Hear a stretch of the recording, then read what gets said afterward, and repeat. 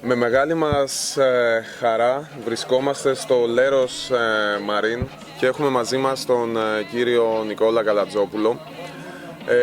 Να πούμε ότι δυστυχώς για πρώτη φορά ακούμε για το Leros Marine, και λέω δυστυχώς διότι ο κύριος Καλατζόπουλος και ο πατέρας του φυσικά που το ξεκίνησε έχουν κάνει ένα μικρό θαύμα. Δηλαδή έχουν καταφέρει να πάρουν ένα σημείο γης εδώ πέρα στη Λέρο και να το μετατρέψουν σε ένα λιμάνι, σε ένα φυσικό λιμάνι, όπου κατάφεραν όλοι να το φτιάξουν μόνοι τους.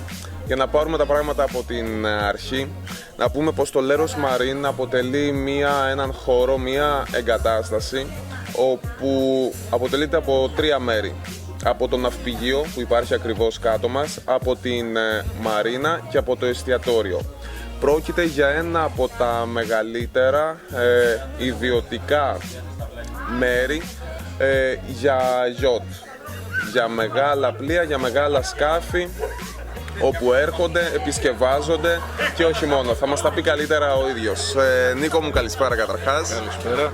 Δεν ξέρω αν τα είπαμε καλά, αν μπήκαμε στο κλίμα. Τα είπαμε καλά. Εγώ θέλω να ευχαριστήσω καταρχάς που ήρθατε σήμερα και μας δώσατε και εμάς την ευκαιρία να σας έχουμε εδώ πέρα και να εκφράσουμε 5 πράγματα σχετικά με την εταιρεία και σχετικά με το θαλάσσιο τουρισμό, ο οποίος θεωρώ ότι είναι ένα πολύ σημαντικό κομμάτι της χώρας και ο οποίος θα πρέπει να ενισχυθεί καταρχάς από όλους μας, και εμάς ο σκοπός μας από τη στιγμή που ξεκίνησε η εταιρεία η Μαρίνα Λέρο το 1989 από τον πατέρα μου, και συνεχίζουμε όλοι μαζί. Είναι μια οικογενειακή εταιρεία η οποία ξεκίνησε το 89 περισσότερο σαν χόμπι και στη συνέχεια, βλέποντας τις ανάγκες και του νησιού και της Ελλάδος και του τουρισμού, να κατευθυνθεί και να εξυπηρετήσει σκάφη τα οποία είναι μια μεγάλη πηγή της Ελλάδος και σε χρήμα και σε ανάγκη. Ξεκινήσαμε αυτό το πράγμα αρχικά ως χόμπι και στη συνέχεια αυτό το πράγμα αναπτύχθηκε, αυτή η εταιρεία αναπτύχθηκε σιγά σιγά, φτάνοντας πλέον το 2017